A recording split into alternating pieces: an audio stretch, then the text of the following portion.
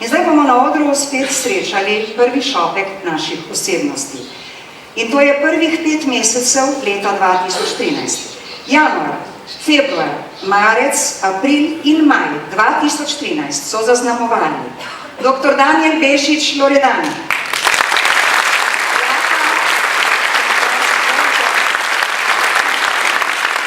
Jaka Hvala, ki ga danes žal ni z nami, Damjana Fortunat Černilogar, Ana Jurčič in Andrej Milašek.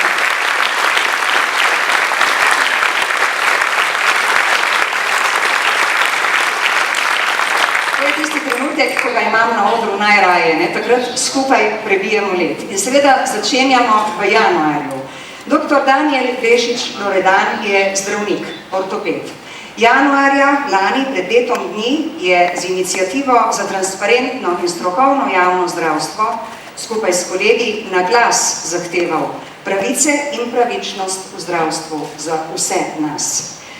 In zdaj je tu, dr. Bešič Loredan, eno leto je mimo, vi ste zdaj v Švici in ste še eden tistih slovenskih intelektualcev in strokovnjakov, ki daljšajo vrste naših ljudi na tujem. Ja, žal je temu tako, ampak jaz bi se vedel včeraj, če bi bila možnost, ampak danes se v tej zgodbi so mnoga vrata zaprta. Ta zgodba je bila glasna, ne? Glasna, hrupna, mislim, da se še zmeraj kamni valjajo, rečemo mi, ne? In naj se valjajo, pravi, do konca. In Slovenijo je treba resetirati, ste rekli. To pa zagotovo. Inovativne operacije gležnja in stopala, ki bi bile seveda smiselne in cenejše tudi za naše paciente, zdaj izvajate drugje, v Švici, najprej ste bili v Cirihu, zdaj ste na kliniki v Sanigalnu. Mislim si, da je to povsem drugi svet, pa me to zanima, pa tudi, kdaj se vrnete? Ja, prav se mislite. To je, v primerjavi z nami je, mi smo Venera, tam je Zemlja ali kakokoli drugače, pa nima veze z ljubeznijo to. Vrnil bi se včeraj, kot sem rekel, ampak zagotovo, takoj, ko bo prilika in ko bo možnost, se vrnem, ker je to moj dolg do ljudi, do pacientov, ki sem jih tukaj zaposlil. Hvala lepa. Zdaj bi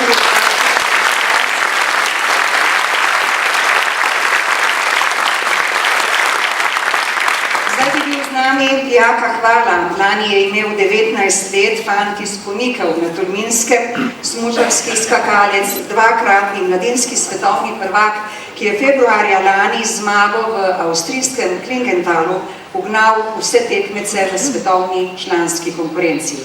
Danes ga ni tu, zato ker nabira nove točke, seveda, ampak nas takole pozdravlja. Poglejmo.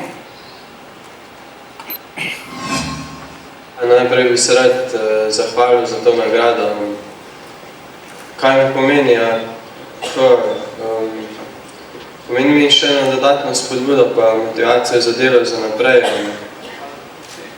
Zdaj ne vem, bolj ste me gledali po televiziji, lepo, da ste me izbrali tudi za osebnost Primorske in res lepa hvala vsem. Benem se pa tudi opravičujem, ker ne morem sodelovati na prireditvi. Tako nam je rekel Jaka Hvala.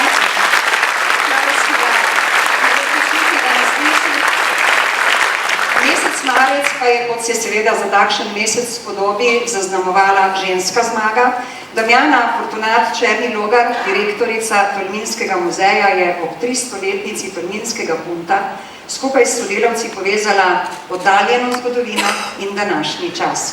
Damjana, na številne načine ste to storili, v vaši hiši tudi zelo lepe, inovativne in krasen strip ste med drugim tudi izdali, ampak predvsem ste znova poudarili aktualnost tega puntarskega sporočila.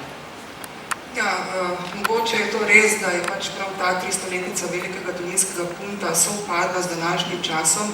Kot vidimo, se zgodovina dejansko ponavlja. Tako kot pred 300 leti, ko so se tolminski kmetje uprli tem novim davkom, se tudi danes Slovenci nekako upiramo novim dajatvam, ki jih nekako vlada želi nam naprtiti in na ta način nekako mogoče tudi res povezali to preteklo sedanjost tudi na ta način.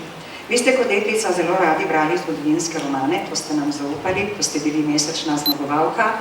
Ampak imate pa tudi vrsto projektov za seboj, ki nosijo vaš, bi rekla, na nek način celo avtorski podpis, ki so vas zaznamovali in mogoče so vas dotaknili z eno posebno živostjo. Kateri vam je najbolj drag? V prvi vrsti mogoče postavitev stalne razstave v Tolminskem muzeju.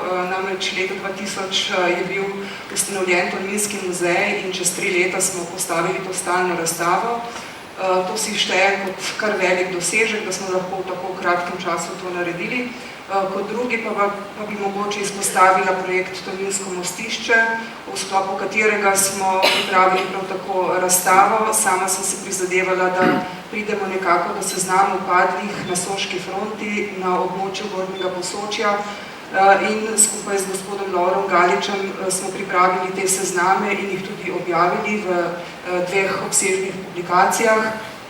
Nadaljevanje tega projekta pa je bila potem tudi razstava Soška fronta, pri kateri smo sodelovali tudi s češkimi kolegi, s to razstavo potem se nekako predstavili. Bili ste nagrajeni na Češkem, ne? Tudi drugi prav zaradi tega in potem tudi na koncu v Bruslju. Hvala lepa in gremo zdaj.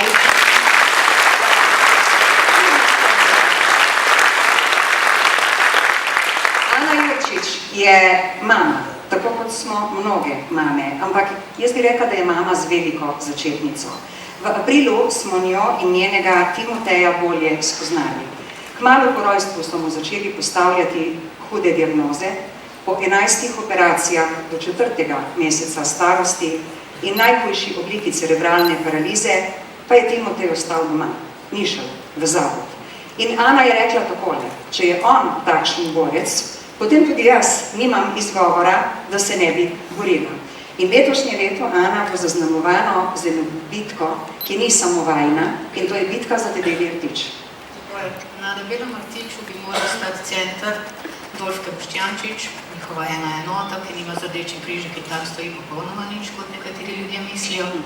In v tem centru bi bilo poskrbljeno tako za odrasle, kot za otroke in mladostnike, ki imajo težko obliko motnje v duševnem razvoju s kombinacijo ostalih motenj. Ampak tega centra še ni, po 13 letih ga še zmeraj ni. Zaradi tega, ker je prišlo do spremembe v proračunu in ima pristojno ministrstvo tako malo denarja na voljo, premalo, da bi se sploh lahko pričelo z investicijami. Bomo skupaj glasni? Bomo skupaj glasni. Ne glasni, ampak ustrajni. Ugotovila sem, da se z ustrajnostjo, če ne drugače, se te ljudje naveličajo in prisluhnejo temu, kaj želiš povedati. Amen.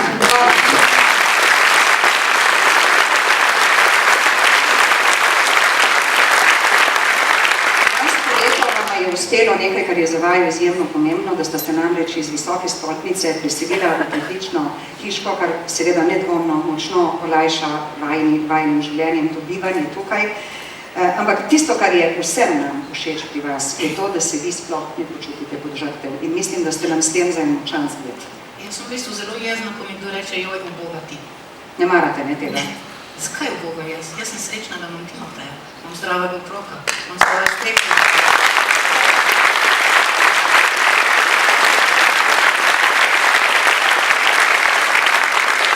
Andrej Jelačin, igralec, režiser in humorist, je pustil vidno sled v kulturnem življenju Primorske v zadnjih 50 letih.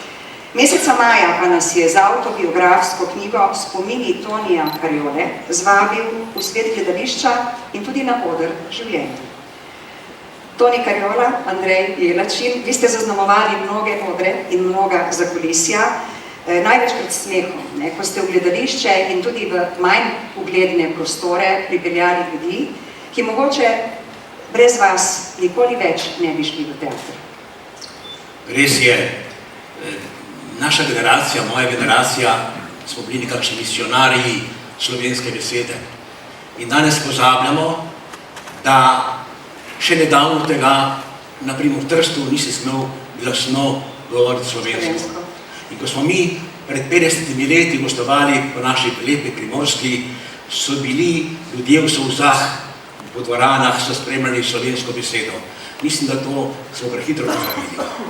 Vidva z vašo soprogo Marijo sta resnično prekrižalila ne samo Slovenijo, ampak tudi takrat, kot smo rekli, zamejstvo po dolgem in čez, Agencija za ločitve, Piknik s tvojo ženo, sta dva naslova, ki jo pozna dobesedno vsak, ampak lik Tonija Kariole, ki je seveda tudi v naslovu vaše knjige, je pa vendarle legendaren, ne? Res je, to je nekak primorski lik, Toni je primorsko ime, Kariola tudi primorsko, ne? Čeprav jaz sem bil celo, potem ko sem bil ravnatelj študijske knjižnice, še vedno Toni Kariola, kar se je delo čudno nekaterim, pa ravnatelj študijske knjižnice Toni Kariola, ker ti primorci nekateri mislijo, če si Toni, so tudi Mona, če si Kariola, pa sploh, ne?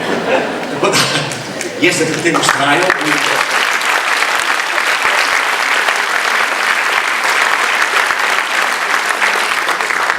Ustrajal, ker imam v sebi preko ta dar, to poslanstvo.